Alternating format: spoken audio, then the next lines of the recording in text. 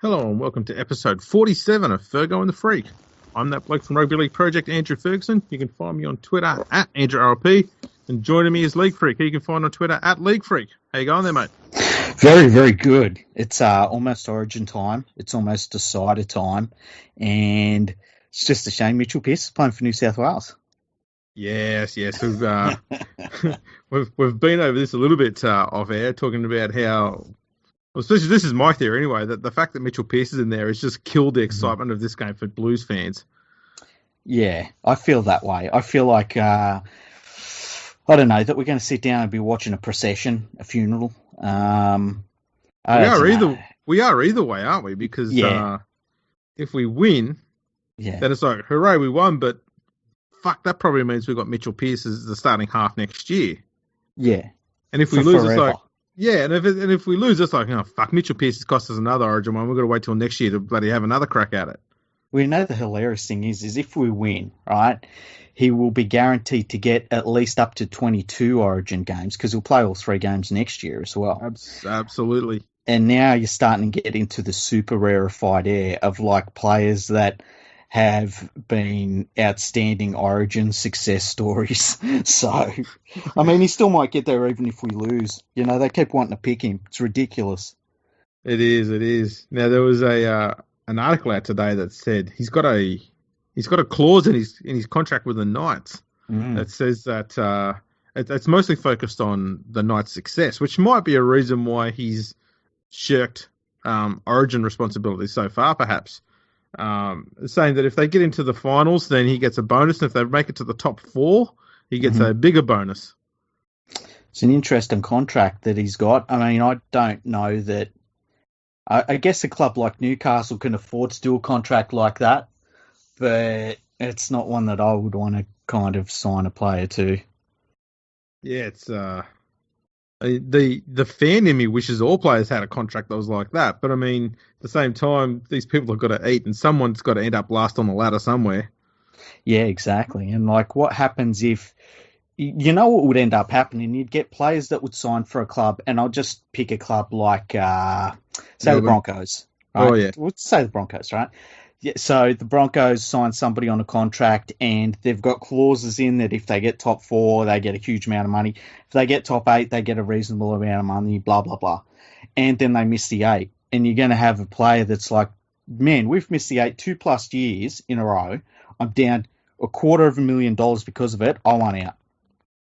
Yeah, players and KPIs don't really work too well. Nah, they don't. Like, well, players and just standard contracts don't work too well. But at the same time, it's the same thing with, like, clubs. Like, they do the exact same thing. You know, they'll go to a player and they say, well, you know we signed you to a contract, but we're going to have to tell you to leave. So it's 6 of one, half a dozen of the other. I'm not going to bag the players because the clubs are maybe even worse at it. No, that's absolutely true. Now, more Origin chatter here. Blake Ferguson has said he will not break his alcohol ban even if New South Wales wins the series.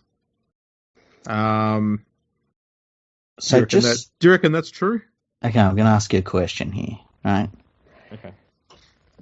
Would you place a $10,000 bet, right, that Blake Ferguson, if you put like an alcohol monitor ankle bracelet on him, that he will not break his alcohol curfew from today until, I don't know, Sunday?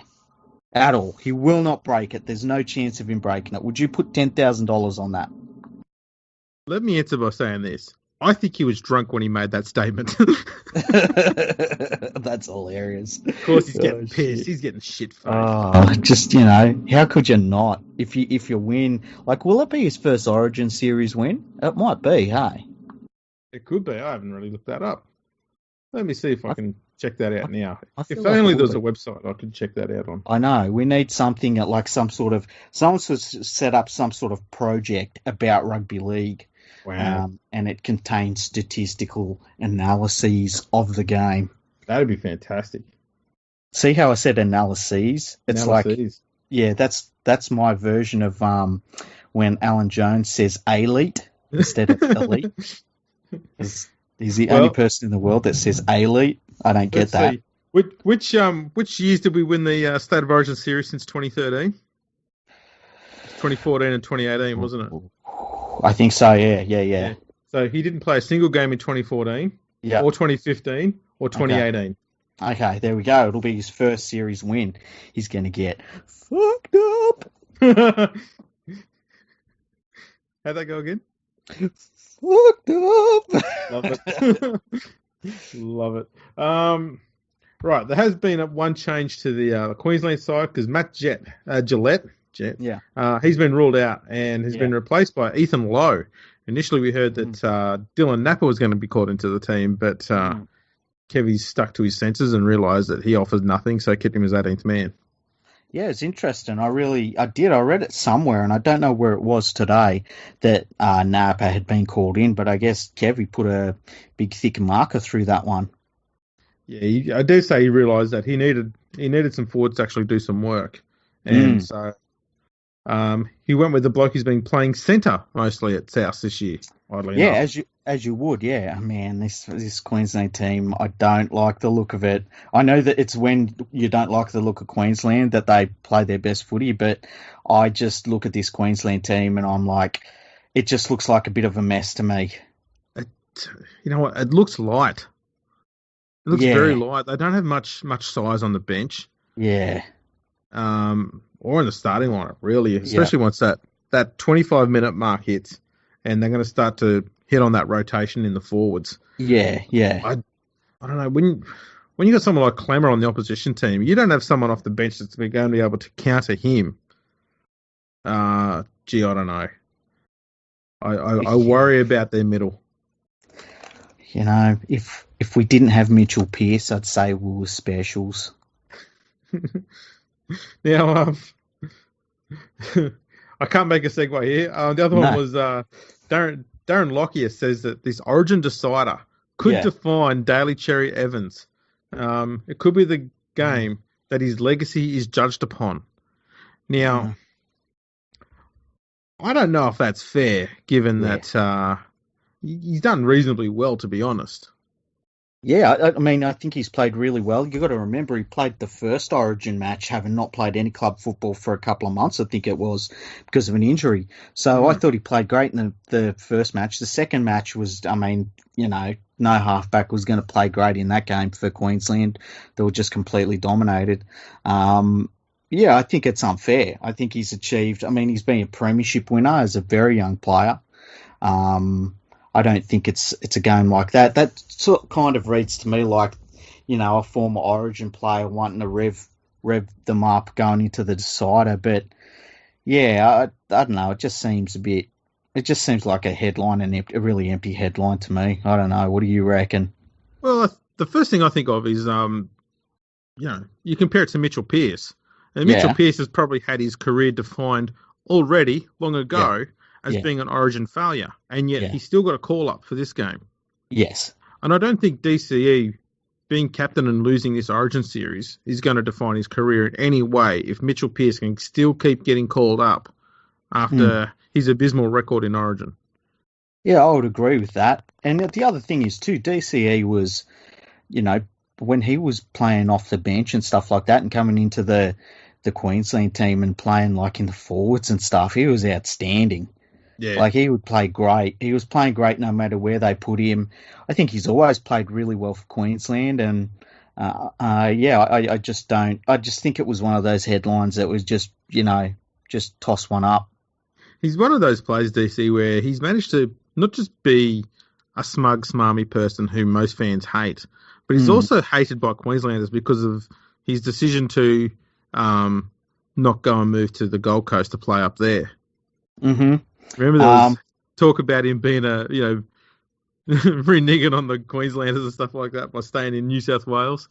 Yeah, and like they really took that personally. I didn't understand that at all, but I also think that they probably don't like DCE because he can actually string a few words together as well.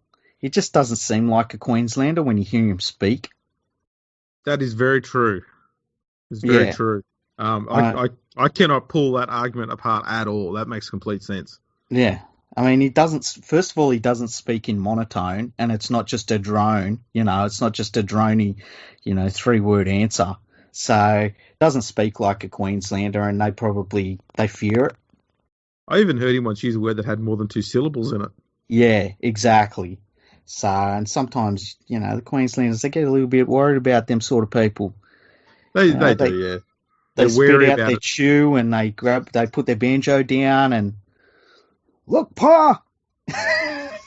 We don't take kindly to you folks coming around here speaking your fancy talk. Yes, you do have a pretty mouth, though. Get in there nice and deep like. Oh, Jesus.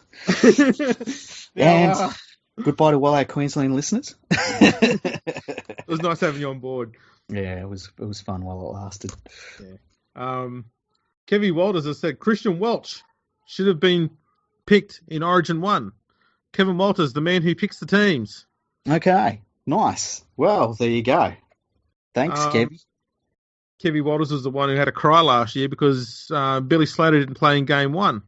The man who picks the teams. I mean, I know there's other people there, but still, you're the coach. I mean, gross. Get a set on you, Kevy, and put your fucking foot down. Exactly.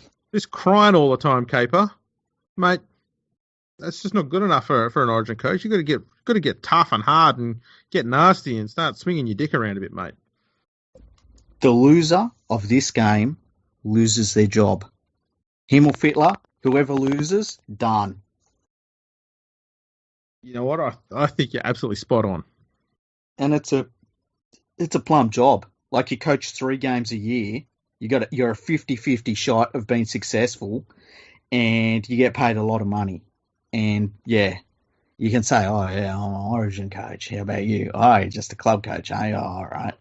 You can still pick up some of that green from Fox Sports and Channel 9 and all that shit. And yeah, you don't want to lose the Origin coaching job. But the person that loses, they're done. They're gone. They'll never coach at this level again. Yeah, I think you might be onto something there. Mm. One more bit of news here. It's sort of Origin related, and that's Nathan Brown has said that he is going to make his Origin players back up after Origin 3. Let me just hang on. Let me just open this file I've got on my desktop. Where is it? Oh yeah, I don't care. Double click on that and let me just put in what he said. Exactly. Fishing for content. Yeah. It's been a tough one. The big news. The big news. Trent Barrett. Yeah. He's back in the coaching. Shortlist, I guess, for one team there. The Bulldogs. Looking to jump out of the fire and into the big vat of poo. Yeah, well, I guess that if you have a team full of reserve graders, why not get somebody that's not a first grade coach to coach them? And maybe it's a brilliant move. I would say that Dean Pay, considering what he has had to work with this year, it's an absolute miracle that the Bulldogs have won as many games as they have. But I think that any time that you can spike the legacy of an entire club, you just got to do it.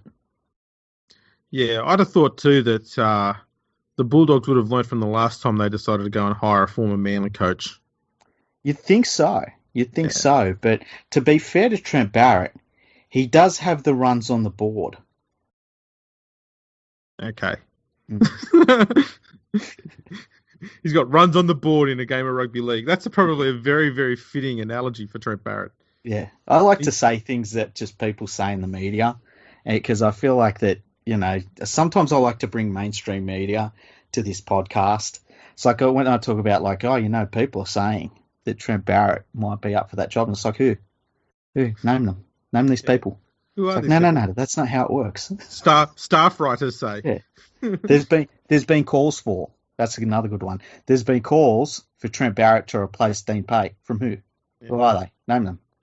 Exactly. I just made it up. Don't ask me that. Fucking prove this shit. I'm a journalist. I've got to create content. Yeah, damn it. Speaking of Manly. Yeah. Apparently they've put a $10 million deal down for the Trbojevic brothers. So, I mean, that might just be That could literally be signing them to both to a 6-year deal each. Which, when you say it that way, it doesn't really sound like much, eh? It's like, oh yeah, that's kind of run of the mill then. Yeah, but it's going to be yeah. I mean, that's probably going to be around 8 or 900 grand each. Yeah, yeah. Which, So say you looked at, say you said, I don't know, say you said Penrith have re-signed Maloney, and it's going to make their halfbacks. They're going to be spending $9 million over the next 5 years, and it's like, oh yeah, well, if you average it out, it kind of makes sense. Well, my question was going to be, do you think they've spent enough? If they're going to offer, say, 850 grand for each of them per year in their next deal, is that enough to retain them? I would think, the way I would feel about it, right, I feel as though Jake is going to be rudely pursued by certain clubs because he plays every single game. He's a very good forward. I think his brother would be pursued more by clubs that need some strike weapons, and because he is a little bit injury prone, so he worries me a little bit. They obviously want to stay at the same club or go to the same club. So it's going to be interesting to see if a team can break them up with a great offer for one but not the other. I love both players, but I worry about Tom's durability. I really do. Yeah, he is a little Duganish when it comes to the legs. Well, I guess he's kind of like Brett Stewart in the fact that Stewart was a little bit like that as well. He was, he'd get injured and stuff. Maybe it's just because Manly can't afford, I don't know, stuff like a doctor or chairs and stuff like that. Maybe that's the problem. And yeah, throw in the fact that their ground is an absolute dog heap. Yeah, that can't help, eh? That won't help. No. And they need to get some nice plush carpet down on there. Yeah. That would help. Yeah. Just get a good rug down on that thing. Absolutely. George the Beak Williams is set to join the Raiders next year from Wigan. Yeah. He's set to fill in the halfback role there, and that should help enhance their, whatever. Well, I'm convinced. They said that they were looking for in Canberra. They said that they were looking for their next Laurie Daly, and wow, didn't they find one? Well, physically, they got the nose part down, Pat. That's for sure. Yeah. Yeah. Look, you're not going to find the next Laurie Daly in England. That's all I'm going to say. Yeah, that's probably a good way to put it. Yeah. I don't have much more to add to that. I'd like to see an English half do well in Australia. Just one. I mean, we had Ellery Hanley, but he was more of a lock. Yeah, and we had Tommy Bishop. Yeah, we're going back a bit now, but that's pretty much how far back you got to go. Yeah, exactly. Bishop was brilliant. He was a tough sort of halfback too. But yeah, I don't know. I fear Canberra may have just invested a heap of money in a player who's probably going to be. He'll probably play half the games, and they'll probably still have to rely on Sam Williams every now and then to play first grade when George sort of drops in and out of form. Yeah, or Aiden Caesar even. I mean, how many times are they going to drop him and then be like, no, come back, we need you? It's an absolute merry-go-round there. I don't know what they're going to do. Maybe Ricky should come back. What would happen, right? What would happen if the Raiders say, listen, Cronulla, we'll take Sean Johnson off your hands? I think that Cronulla would drive him down to Canberra, right? Oh, absolutely. They'd drive him down with a pair of Ugg boots. And if you were the Canberra Raiders, would you rather this bloke from England and Aiden Caesar, or would you rather a busted ass Sean Johnson? Ooh. Well, I'd take Sean Johnson. Yeah, I probably would take Sean Johnson. I think with that forward pack the Raiders have, They're young and powerful. I think Johnson would have no excuses there. Mm-hmm. Like that Sharks pack, he's pretty solid, but it's got a few very young players interspersed with some older ones, so it can get a bit inconsistent at times during games, which doesn't help Sean Johnson because that's what he's had all the time at the Warriors. Whereas the Raiders pack seems to be a little bit more consistent, a bit more dominant, in my eyes anyway. And I think Johnson would be okay behind that. Yeah, and I think he would enjoy the love fest that they have down there in Canberra. I think that, and he'd be out of the spotlight a bit. It'd be good for him, I think, going down to Canberra. I would much rather have him. So there is a way for the Cronulla to do this. Yes. Right? And that is they have to get Sean Johnson naturalised as English. Maybe, yeah. He's got to, have like a grandparent or like a mailman or someone that was English. Well, I'd say Johnson's an English surname, surely. Johnson, you'd think so, yeah. Sean? Yeah, Sean, that's got to be fairly British sounding. Pretty sure that's not a Maori name. Not at all. Mm. You can make this happen, Cronulla. Speaking of another Cronulla player that's on a lot of money and doing bugger all, as my mum would call him, that useless thing, Matt Moylan. Yeah, young Matty Moylan. Wow. Yeah, he's playing like shit. Remember when Cronulla fans were saying, we got rid of Maloney, we got Moylan, yeah. Maloney was old and broken down, and he's only going to get worse, and Moylan's a young fella, he's on the up. He's not really that young, but they keep calling him young fella. Mm-hmm. He's like like Michael Clark in the sense they'll always be calling him pup or junior or something like that, or young fella, even though he's bloody 93 years old. Yeah. Look, I think... are they the two worst contracts in the NRL? Johnson and Moylan combined. It'd be if you're looking for two players on big money at one club, they'd be the two worst. And of course, not counting Parramatta at all. Like we have to physically not count Parramatta because it's all of them. But for the rest of the NRL, definitely. Well, we're also looking at, let's be fair to ourselves here, we're talking about the contracts they signed at the start of the year, not the ones they re-signed later on. Yeah, that's true. That's a very good point. Just dug us out of that hole. Yeah, I like that. Yeah, look, I don't know, Sharks. I think Sharks really need to find a way to get rid of both of those guys.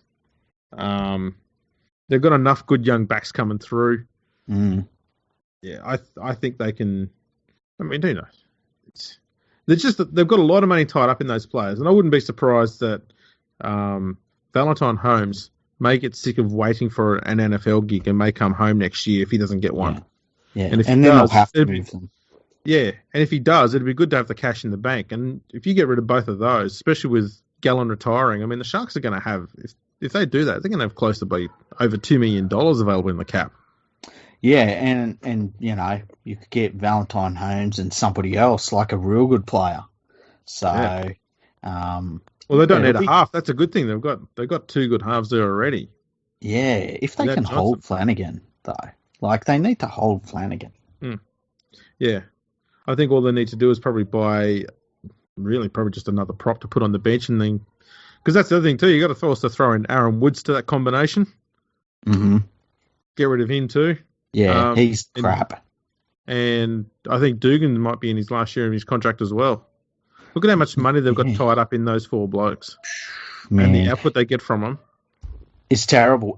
It makes me wonder, who buys Dugan next year? Wigan. Jeez. Well, let's look at it this way, okay? Wigan need a half.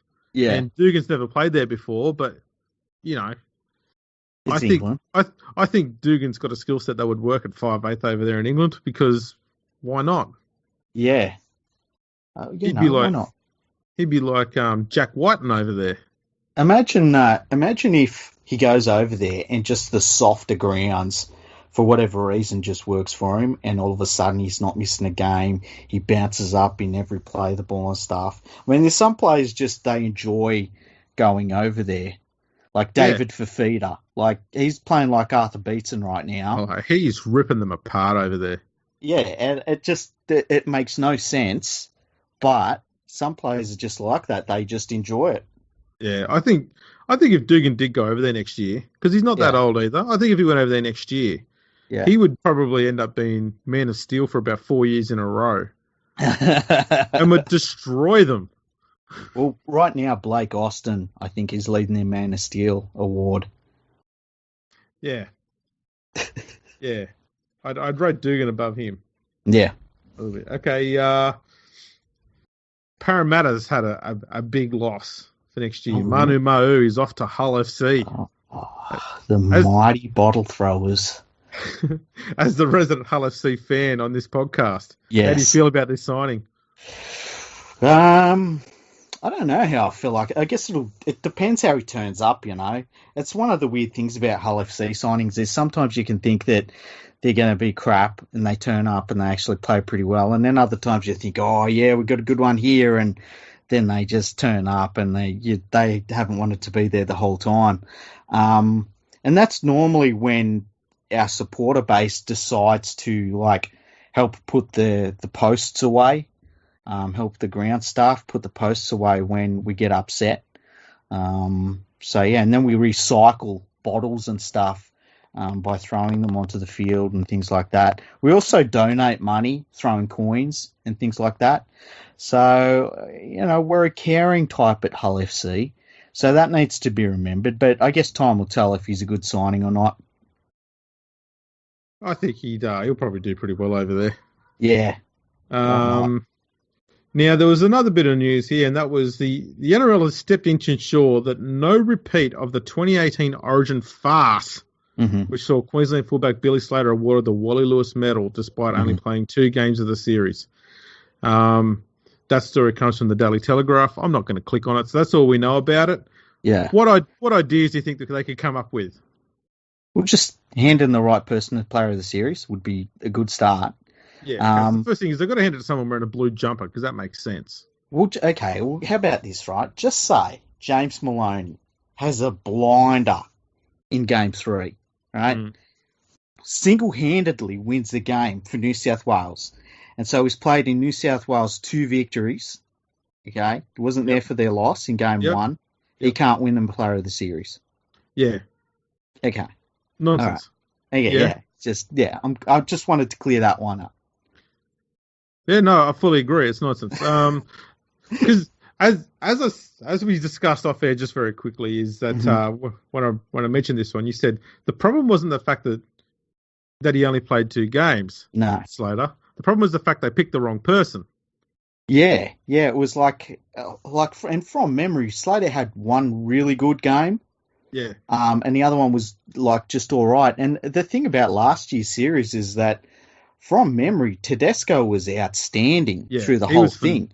He was phenomenal. He stood out as the best player over all 3 games. Yeah, and so it was more of the case of like, and I don't even care if there's a player on the opposition team and they lose the series, but they go great. I mean, how many times could you have said, oh, yeah, you know, New South Wales won the series, but damn, that to beat the crap out of Wally Lewis to do it, like he played a lone hand.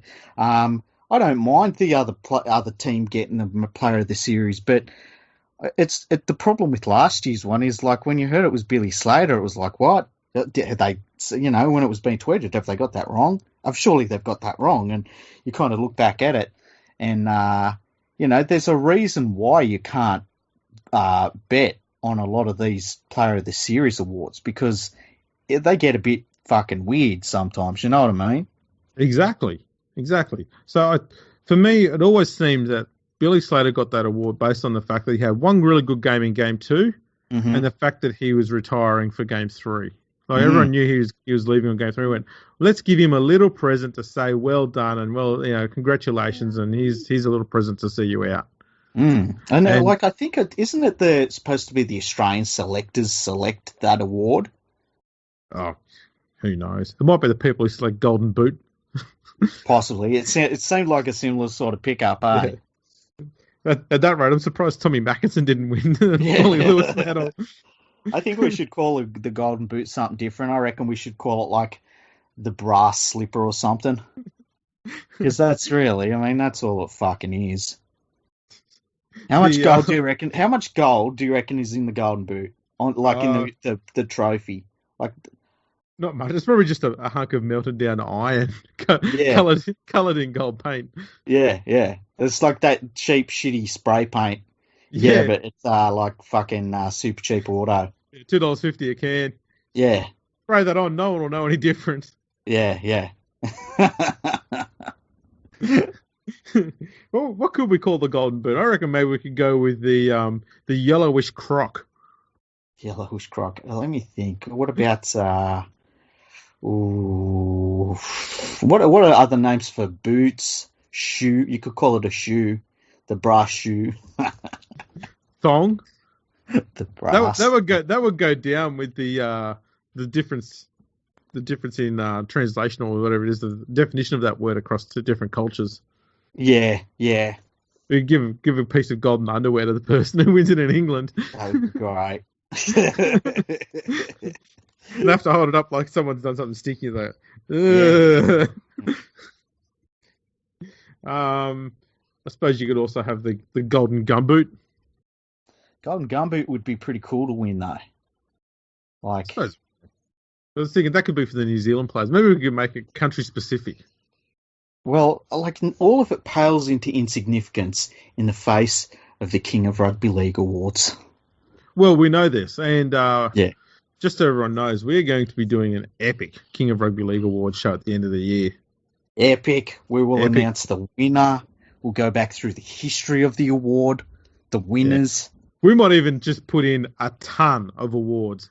Just millions more than what the Dally M's are going to have. That'd be good. Oh, imagine that. Imagine if you had what extra awards could we add that the Dally M's don't have? Best headgear. Yeah. Commentator of the year. Commentator of the year, okay. Worst defender in the NRL. Oh, jeez. Oh, that'd be a good one.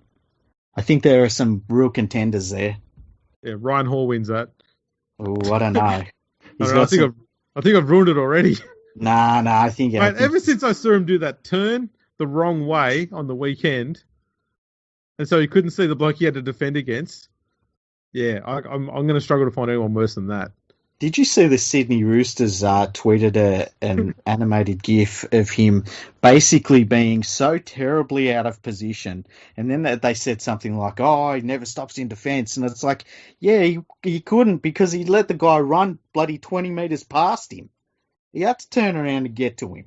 I wonder if he did that intentionally just so he could be on a highlight reel somewhere, hoping that someone would cut out the first bit where he stuffed up. Yeah. And just catch him doing the bit at the end where he chases down and cleans up his own mistake. He's thinking, if only people did quite capture that bit, I'd look awesome. He just looks so bad. Like he's coming off a knee injury, but still, he looks so bad. Yeah. Other awards. You could have like the best commentator. Best commentator, definitely. Best presenter. Yeah, that'd be good. And obviously worst as well. So this is the thing. All these awards only give out awards for the best. You could have an award that's not another fucking Harker award, where every time somebody opens a bloody envelope and a New Zealander's name is in it, there's a Harker starts. It's like, can we stop with that, please? I haven't got 2.5 minutes to just stand around watching it. Oh, no, man, I like the Harker. I think that's pretty cool. Yeah, they do a Harker every 10 minutes. It's like, jeez. No, I don't mind. If I've got to pick between watching a Harker and listening to Peter Beattie drone on about something he doesn't know about, I'll take the Harker. Does Peter Beattie make a speech on Grand Final Day? Oh, probably. I'm trying to think. See, they need to have someone up there to boo. Remember when Ken Arthurson used to do the speeches on Grand Final Day? He used to go up there and everyone would just boo the crap out of him. And they did the same thing with David Gallop. I always like when they boo the Prime Minister too. That's always a good thing. Well, they never did it to Hawkeye, though. Didn't they? Hawkeye never got booed. Yeah. Did you ever hear the funny story about when Hawkeye was in the dressing sheds with the Raiders after they won in '89? Mm. Did you ever hear that story with Larry Bailey? No, go for it. No. Oh, the story goes I'm not saying this is fact because this is only something I've heard. Allegedly. Yeah, allegedly. Laurie Daley popped his own bottle of champagne with the Prime Minister in presence. And I'm not talking about the drink either. What? Yeah. Hang on, what? Shake it up. What the hell? Really? Yeah. Bit weird. Yeah, very weird. I'll never forget seeing Hawkeye just walking SCG. It's about 1996, 97. I can't remember exactly when. Maybe not. 96, 97. And West Indies were playing Australia Test cricket. Me and my friend got notes so we could leave school early, go and watch the Test cricket for the day. And Hawkeye's walking down there past I feel like it was the Doug Walter stand we were in. Yeah. And everyone's going, Hawkeye. Someone hands him a beer and he just nails it. He just nails it and just keeps walking. The whole crowd was cheering him. It was the best. You know, he briefly held the Guinness World Record for downing a yard glass the fastest. Really? Yeah. Yeah. It's since been smashed, but yeah, he briefly held it, I think, from when he was at... might have been when he was over studying in England. That's crazy. Yeah. Jesus. Another interesting story, fact. This is historical stat, this. Okay. His second wife, Blanche. Yeah. Her grandfather played for the Roosters in the early 1900s. Oh, really? Wow. Yep. Lou DeParis. His name was Lou. Lou. Good old Lou. Yeah. Not many people know of that one. That's something that took me a while to dig up. So, yeah, she's more rugby league than Hawkeye was. Wow. That was back when they were an actual club and not a soulless franchise. Yeah, that was the Eastern Suburbs. Tricolours. Yeah, the Tricolours. Yeah. They even stole their logo from a touring side. That's right.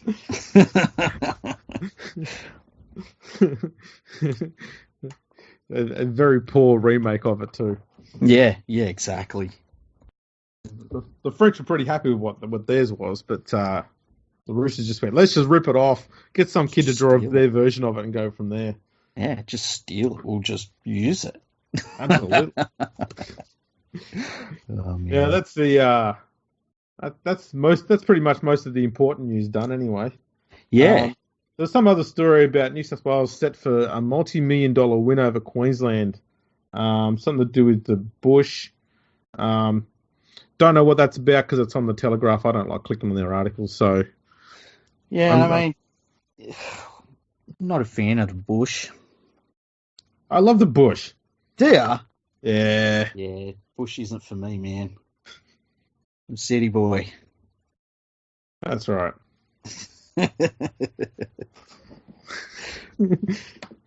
Just to clear that up. Yes. What else was there? Oh, yeah. We've got to mention the elephant in the room because it hasn't been said yet, but everyone else has talked about it all week. Cameron Smith's playing his 400th game this weekend. Yes, 400. Incredible record. The thing to remember is Cameron Smith is better than everybody else's captain in the NRL. And it's undoubtedly one of the great moments in the game's history. The first to 400. He deserves all of the accolades. An immortal, one of the greatest players of all time. I believe he's the greatest hooker of all time. And yeah, brilliant player. He's so much better than everyone else's players. He's definitely got a brain for it, that's for sure. I'll give him that. Yeah. If he doesn't become a coach in the future, then he's wasting himself. He's going to be a better coach than Trent Barrett will ever be. Yeah, and I think it was awesome to see the head of the NRL get to 400 games. So good luck, Cameron Smith. Absolutely. Yeah. More importantly, Benji Marshall is going to become a 300-game player. Yes, so yesterday. And, well, I think it's impressive given that he's had 97 shoulder operations and 36 knee operations to manage to still get to 300 games. Yeah, it's kind of incredible. And in Rugby League highlight reel, he's got to 300. Well deserved. I was thinking what we should do, right? And we should have talked about this off air. But what we should do is we should look at the top 5 games played at each position.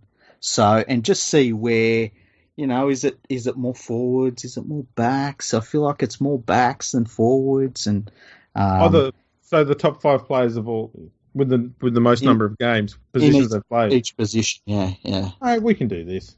Yeah, we can do this. This is not a problem. I think we could do a whole episode on it, though. Yeah. Well, I'll tell you now. Okay, top spot obviously Cameron Smith, hooker. Yep. Then you got Cronk. Yep. That doesn't seem right. No, it's not Cronk. It's Lockyer. Are you sure it's not Cronk? Oh, it might be Cronk. I think it's Cronk. It is Cronk. Yeah. I was going off the top of my head. It's all right. I'm good at Cronk's halfback. Yeah. Lockyer. Yep. Terry Lamb. Yep. And Steve Menzies. Yep. Then so they're the top 5. Then just looking up here now. So I've got Corey Parker. So he played as a winger. Yes. He one of those. Position of winger. And then you had Paul Gallen, Chris Hyington, Brad Fittler, Cliffy Lyons. Somewhere in this group, and it's not been confirmed yet, I'm working on it, is Jeff Gerard.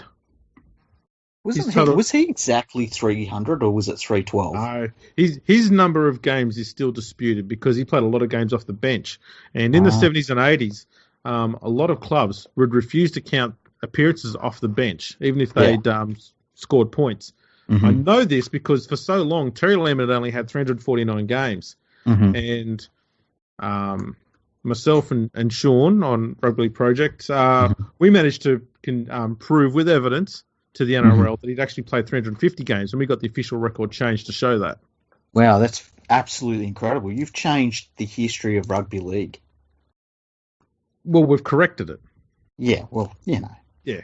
So that was an important thing for us. Because the game that was claimed that he didn't play in, he actually kicked a goal in. It's kind of weird, hey? Yeah. So we found that by mistake. So we saw it on our site and it said he played 350 games. We went, hang on, he's only played 349. So we started investigating and we couldn't prove ourselves wrong. We ended up finding video evidence using, lineups and stuff like that in programs and match reports, stuff like that. And yeah, proved it irrefutably. Wow, that's incredible. It's 350 for Baba. Yeah, so he was the first to get to 350. It wasn't Lockyer. There's a trivia question for you all. So Jeff Gerard was initially started out as being 300, then it went to 312, then it's 325. There's some suggesting it could be 331. Oh, wow. So it's weird that I remembered 312, hey? It is. Yeah. I think that might have been the figure that came out when he retired, and I think he was at Penrith when he retired it might have been 1990, was it? Now, from memory, it would have been Terry Lamb. I'm trying to think why I remember. I think it stuck in my head because for a very, very long time, he would have been the highest in terms of forwards. And I always found that a forward playing 300 games was just ridiculous, absolutely ridiculous. Yeah, it absolutely was. So who else we have?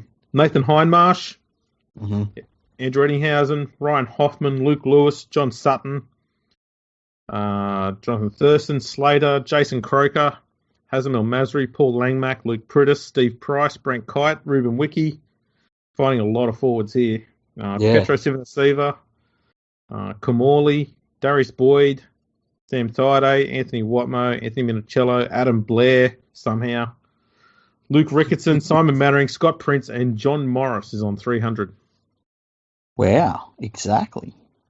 Yeah. So the crazy one for me is Sutton being the highest capped South Sydney player ever.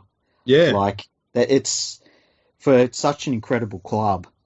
It's nothing against John Sutton. John Sutton's been an incredible clubman for the club, but there was a point definitely where if you had said like who's the most capped player in South history, you would never have said John Sutton. More when he broke the 200 game mark. I'm thinking more along those lines when he was just after 200 games.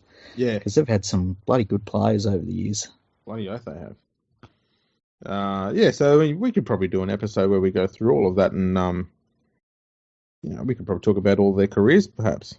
Yeah, it'd be good fun. We could actually look at the top five from each position, and then look at the top games played per club, like who is the top. Because I would guess that when it comes to Penrith, I don't think we would have had anybody that's actually played 300 games for Penrith. We would probably get around 250, I would reckon, but not 300.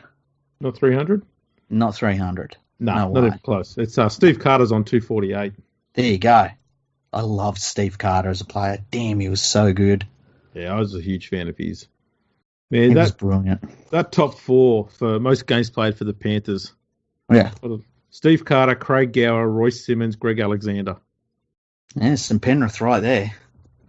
That's as build a Penrith team as it around gets. Yeah. See, Brandy should have played more games because he went over to the Warriors for a little bit. I mean, his brother passing really hurt his career quite a bit, unfortunately. Yeah. It's completely understandable. Same thing with when Guyer had a bit of a break from the Panthers, just completely understandable. They should have both been pretty close to 300, I would guess, if they had stayed. I'm trying to think of anyone else that really stands out that. You look at someone like a Brad Fittler should have played 300 and something games for us, Luke Lewis should never have been allowed to leave the club. Yep. Matty Singh. Yeah. This is getting depressing.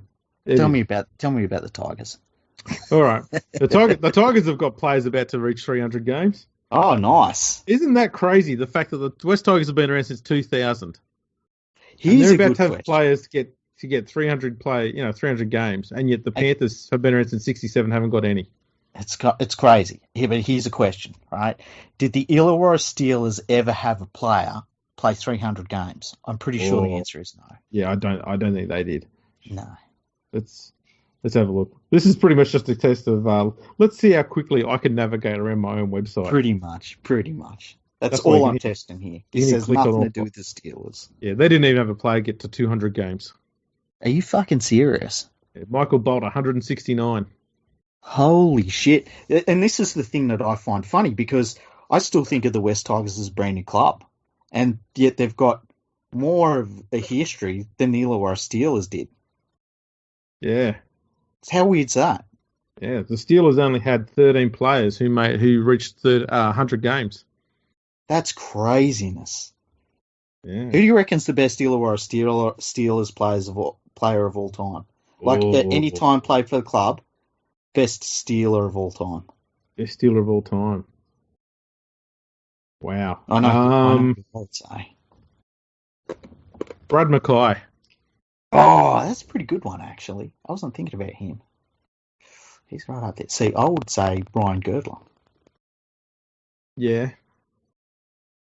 See, that's not a bad one either. Although I'd probably say that his career at Illawarra wasn't really that fantastic. I know, but I put the caveat in there. Just had to play for them. Right. Well, I'm surprised you didn't go with someone like Alan McIndoe. He was next. Who else they had? They had Rod Wishart. Yeah. The classic Steeler. John Cross. Yeah, John Cross. He was a Panthers player as well. Yeah. Paul McGregor, he played for them, didn't he? Yeah, he did. Paul McGregor was there. Sean Timmins. Matty Rodwell. Yeah. Who else? Did John Cross play for them? I think John Cross played. Yeah, he did. There's some other great players that played for the Steelers. I think that's it. I'm trying to find one that wasn't well known. Leo Epifania. Nah, I can't remember him. Yeah, he had one game at fullback. Oh, there you go. Wonder how that went. Let's have a look at how that went. Oh, they lost 28-8 to Canberra. Ah, damn it. That was back when Canberra was a gun side, though. Yeah. Well, they were getting there anyway. Yeah. Yeah. Quite a long list. They had a total of 212 players in their history. It's not that many, really. They're pretty tight with their squads. Yeah, well, you think of some of the players we named, like they because there was a point where they had a pretty solid team. They probably didn't have the forwards though. Hey, that was Yeah, probably what held them. that early to mid '90s. Yeah, They were pretty good in that 91 to 96, 97 ish. Pretty good side there. yeah, they weren't bad at all, and Hmm. yeah, just and then they were wrapped up. Yeah. Yeah, their socks run around every couple of weeks. Well, yeah. Now they're representing the people of Cogra, Steel Dragons. the Illawarra Dragons. Mm. Jeez. Yeah, we've alienated the Queensland fans, and now we've alienated the Dragons fans. Anyone from the Dragons? Anyone that's a Steelers fan? Who else have we? Anyone that's English? Yeah, we've Uh, already got rid of the Parramatta fans. yeah. Although my Hull supporters, they're with me. Oh, they'll stick around. They've been through Yeah, worse. exactly. You know, sometimes public holiday falls on Dole Day. Well, on have we got any shout outs? Shout outs. Well, first of all, Yeah, our brothers, Imams at the starting block, drop the K at the end. naturally. Always fantastic listening to the starting block. They've got their live show coming up tomorrow. Now, it's going to be earlier in the day. Well, it might be today when you're listening to it. Anyway, it's on the day of the State of Origin. As always, it's on a Wednesday. Normally, they start at about 8 p.m., but they're doing it before. How they're doing it at what time would it be? 6? I think so. Yeah, they're doing Yeah. us a solid, is what they're doing. Yeah, they're going to So, lead in. They're going to basically, it's going to be like eating the main course, and then we're going to be the dessert, you know. yeah, yeah, and then you watch Origin. Yeah, and then you watch, State of You Origin. you come down for Origin. It's like having supper afterwards. Pretty much, yeah. Yeah. Yeah, pretty much. They're the big steak. We're Yeah. we're like a bowl of ice cream, and then you just got them as a dry biscuit, maybe a digestive and some tea. Digestive tea. Because let's be honest, the starting block just trumps everything else, and obviously we're better than Origin. Exactly. That's what I think. We'll probably have about the same amount of viewers on our Periscope as the State of Origin will. Exactly. And next year, State of Origin will then be doing the lead in for us as we lead into the starting block. Yeah, pretty much. That's what I'm looking forward to. That's the goal, anyway. That is the plan. The wheels are in motion already. Shit, yeah. So who else can we give shout outs to? I feel like there's some other people I should be shouting out that I've completely forgotten about. Yeah, anyone you like, mate. How about the usual mob of brilliant supporters that we've got following us? Bartram 13, Arabella, Nadine, Richard Cranium. Who else have we got? We got some more. We got plenty. We got heaps. There's just so many people. It's hard to focus all of the energy on because there's so many people that are just so wonderful and lovely. I had an idea for our because this is another thing too. We've got a big 50th show coming up. Oh yeah. And I say big because 50 is a big number, not because we've got anything fucking planned. Yeah. It's just a completely numerical. Yeah. And if we don't come up with anything big for number 50, then we might just have a big, episode 51 instead. It's just a number to us. We're going to go back over the ages. Remember all the good times that we've had doing the podcast. Overall 50 episodes. That's right. So we've got, obviously this is 47. The live show tomorrow will be number 48. So 49 Thursday, I guess will be Origin wrap-up. Yeah, so 50 will be a Friday most likely. Yeah. We'll do something special for it, hey? Yeah, we've got to think of something good. Yeah. We got something big planned. Oh, we do have something big planned. No, we don't, but we just say that. I'd always take your lead on that anyway because I figure you got more of an idea of ideas than what I do. Oh, we're really fucked then. I'm hoping to have coffee in the house by then. With any luck, a Porto might give us something for our 50th. Ooh, imagine that. Imagine if a Porto come up with some sort of big spread, or even better, imagine if we did an Porto giveaway for the 50th. And we did something along the lines of everybody that retweets the 50th episode, and then Porto picks out a winner from that. How cool would that be? That'd be pretty cool. I had a different idea for a giveaway from Porto. Yeah. It's vastly more selfish, but slightly more amusing. Yeah. Right, so we do a giveaway. Yeah. Where I give away a voucher to you and you give one away to me. Ah, I see where we're going with this. Like jobs for the boys sort of thing. Bingo. Yeah, that'd be great. Bingo. Oh, yeah. Or you just, you get family and friends to retweet it and stuff, and then you're like, ah. I mean, let's face it. I mean, obviously, I love everyone who supports this podcast and listens in and tunes in. Obviously, I love you all. But if I've got to choose between you and a Porto, I'm sure you'll understand where I'm coming from here. Yeah, I will feed every single one of you through a fine steel mesh just for some chips. Exactly. If this doesn't get a Porto across the line, then nothing will. Exactly. This is our last shot at a Porto, man. We've got to get this. We've got to get this over the line. If we got an Porto sponsorship, that's like 75% of my food income sorted. Yeah, you're set. I will be set for life. Oh, good news too, which I revealed to you this morning, is I now no longer have to travel all the way to the South Australian border to get a Portos, because I just found out there's one literally about 10 minutes down the road from me.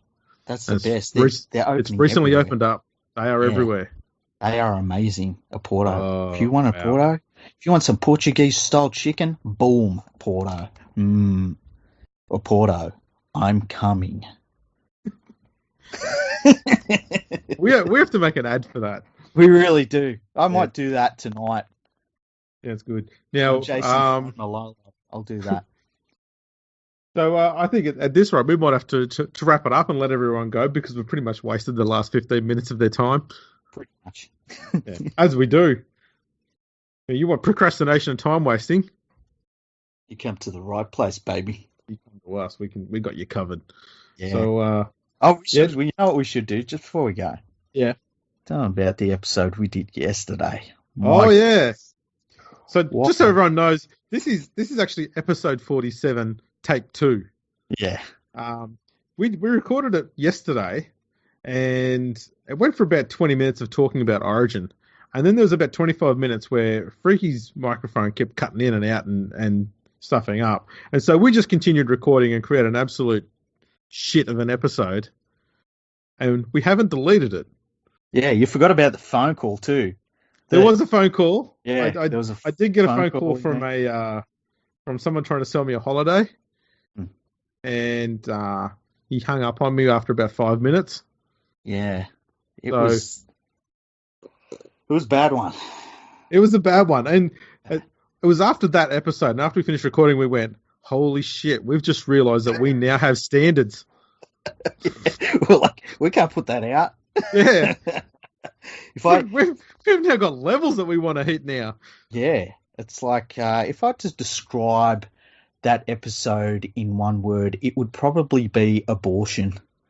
It's pretty bad, considering that we've just dribbled on with shit here for the last almost 10 minutes. And yet we were not comfortable putting out that episode yesterday. That gives you an idea as to how bad it was. It's terrible. It was really bad. I felt bad after it. Yeah. So, but we haven't deleted it. No, we might drag that out towards the end of the year when we've built up enough of a base of listeners, so that when we lose half of them by listening to that utter shit we put together yesterday, it won't be too bad. Or we could happily accept massive bribes to publish it. Yeah. So, let's see, $500,000 each? Yeah, that'd do me. $500,000. If we get $500,000 each, then we'll put it out early. Oh, dollars. I thought you were talking about tit pics, man. Yeah, either or. Yeah, they both have the same volume. Got the same value to me. That's right. So yeah, there's that was That was all I can say is wow. Yeah, really bad. We might put that one out sometime down the line. Yeah, that's what she said. That's what she said. So tune in tomorrow, an hour before Origin, and we'll be on there. We'll be answering questions. So if you got any questions you want to send through, either send them to Fergo Freak Pod on Twitter, or you can drop an email to Freaky at podcast@leaguefreak.com. And hit him up on there with some questions or statements or stuff you want us to talk about, or just a credit card details. Credit card details, obviously. We'll take that $500,000 over there. Bonds, anything really. Just A Porto's vouchers. Yeah, Porto vouchers. Send them there. Xbox Live codes, stuff like that. Anything really. Yeah. Be as generous as you like. We certainly won't be critical of any sort of generosity that comes our way. Exactly. And we'll respond in kind. We'll make you famous and mention you on the live show. Exactly. What more can you want than a shout out on this podcast? Oh, and also another thing about the live show too. I fixed up the slideshow, so it won't be blackness either. Yeah, it's going to be fun. I've seen some of the things that you've got set for the slideshow, and let me say, really, really good stuff coming up. It's going to be really amazing to see. It's amazing how mediocre I am at Paint, MS Paint. That I've managed to make it work. I put in a bit of extra effort. It actually looks like it's almost passable. I was really impressed. As somebody that's used Photoshop and stuff in the past, when you told me you were using Paint, I was actually really impressed by what you were able to do. I was like, man, I couldn't do that on Paint. So they'll be in the slideshow tomorrow, so we check those out. Yeah, we've got a few pictures in there now, so that'll be pretty cool. So we'll catch us all then, I guess. Yes, we will see you. I was going to say same bat time, same bat channel, but it's going to be completely different. So watch for us then.